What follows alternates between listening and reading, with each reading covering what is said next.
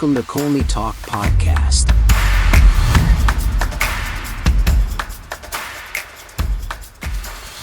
Hello, everyone. Hope you're well. You're listening to Colney Talk Podcast, a bite-sized show.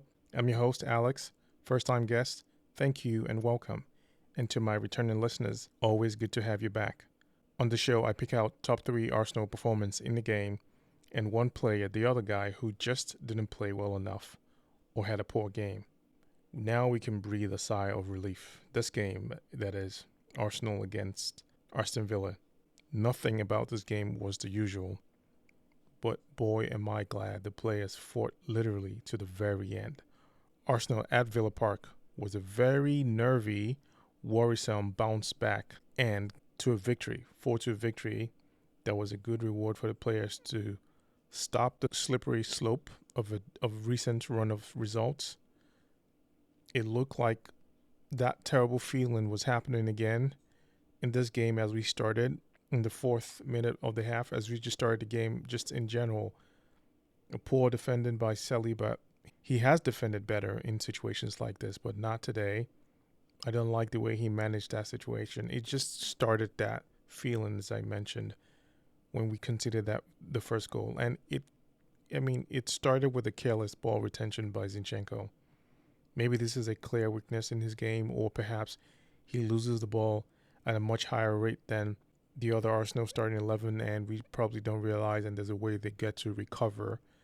But in very dangerous situations, we suffer it very well, significantly. And with our recent number of goals we have conceded, a good number have come from ball loss and a quick counter-attack in our own final third. And, we get to find ourselves in very precarious situations and we're chasing leads.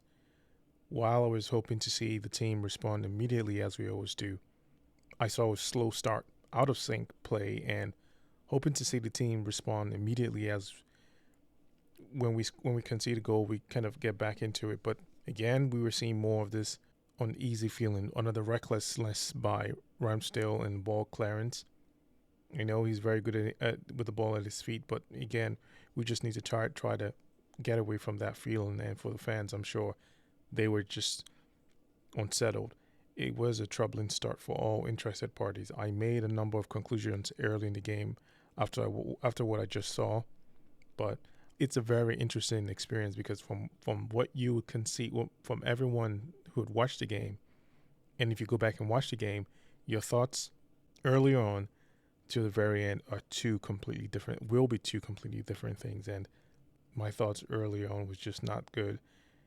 And then, thank you, Saka, for that response of a very nice, decisive shot. This is what I'm talking about.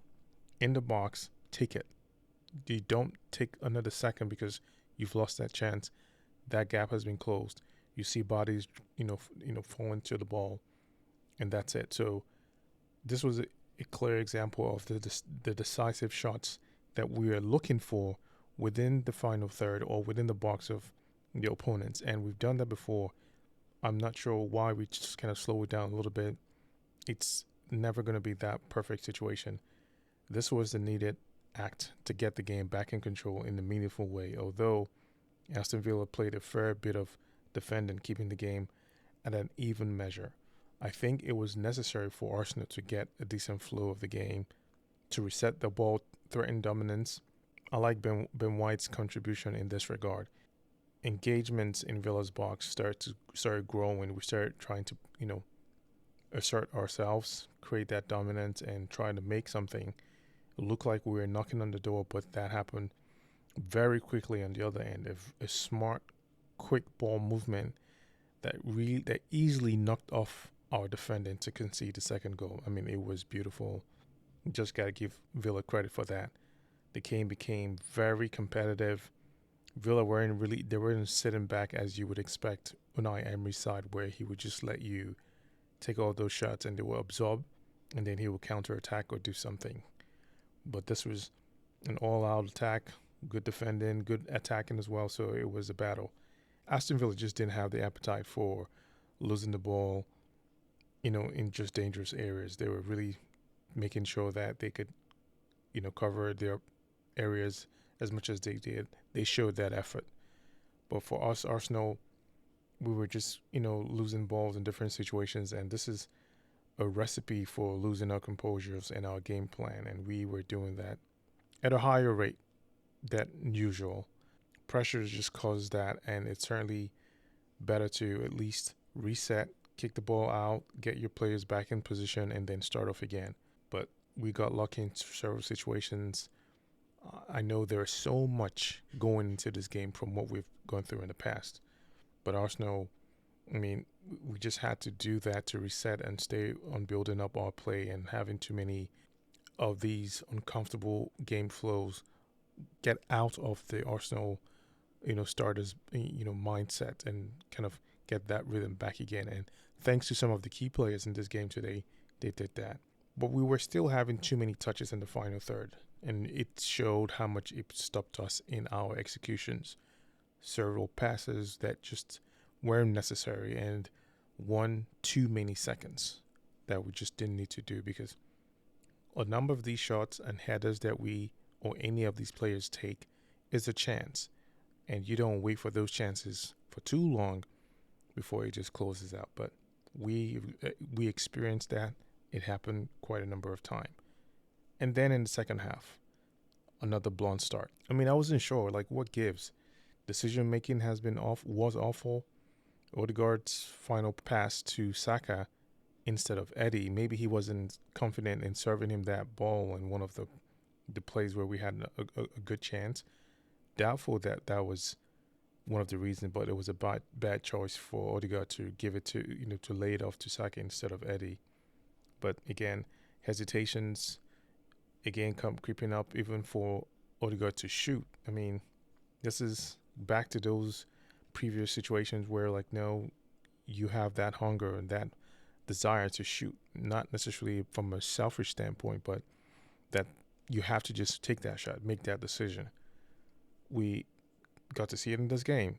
Again, as I said, unlike how you would expect us to respond after the series of runs that we've had leading up to this game. It was unlike how we would see Odegaard or most of our players, or at least these are our attacking players, performing, especially the captain. And that shows you why we've been suffering. We just need to get back to quick execution with our shots. We just have to, because it's never ever going to be a good layout to take a shot. Saka's goal was that example. Good header for Eddie as we continue to push on to build things in that second half. I just, will commend him for those efforts, but there was still some more that was expected from him.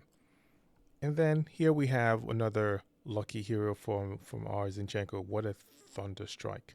That was, wow, a brilliant low-driven shot that couldn't be saved for no one.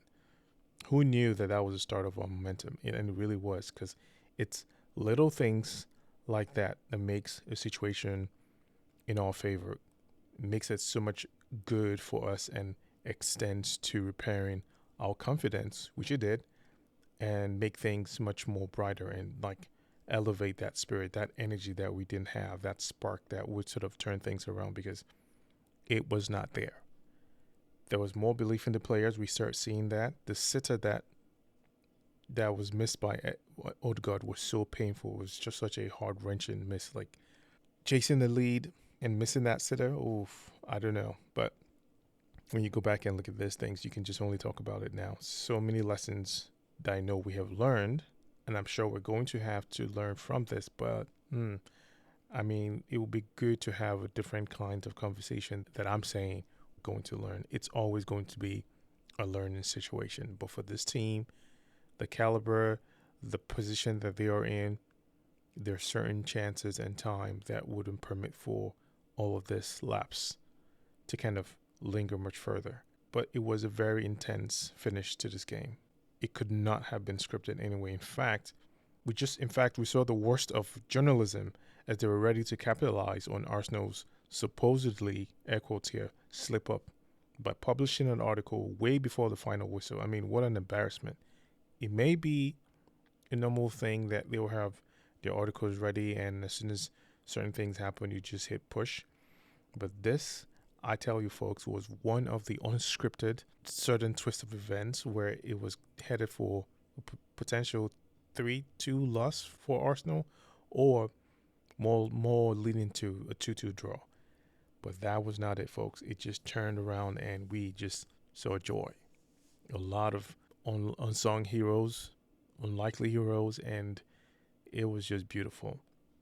So that leads me to my top 3 performers of the game. I'll start with my first player, Saka. Well, I just slipped that, but yeah, Saka. When we need some magic, he's there to make something happen. At least he contributes. He has been good, folks. He has been good and crucial in so many ways. To think there isn't a quick substitute on the left for him like we have Trossard for Martinelli tells you a lot of how huge Saka has been and still is. In the game, he was driving in the box. I liked his attempt with his right foot. I mean, he's done that before, but he did it without hesitation. That's that example there of we take those shots, we take those attempts, we execute.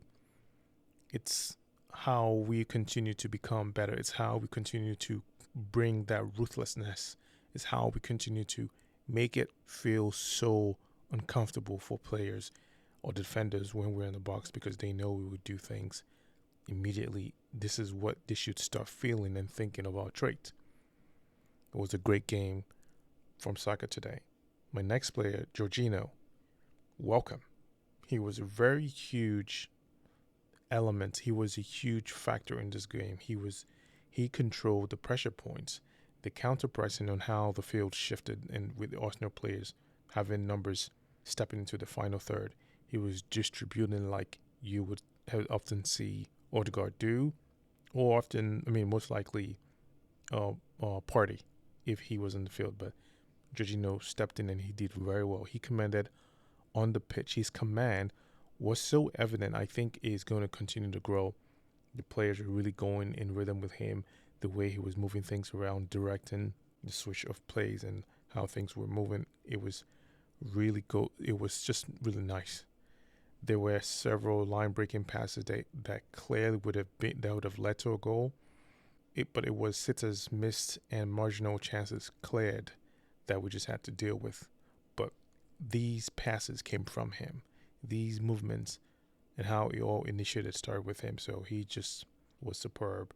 He was the man of the match for me, and I'm sure for most folks they would agree. And this is in his first game playing this good.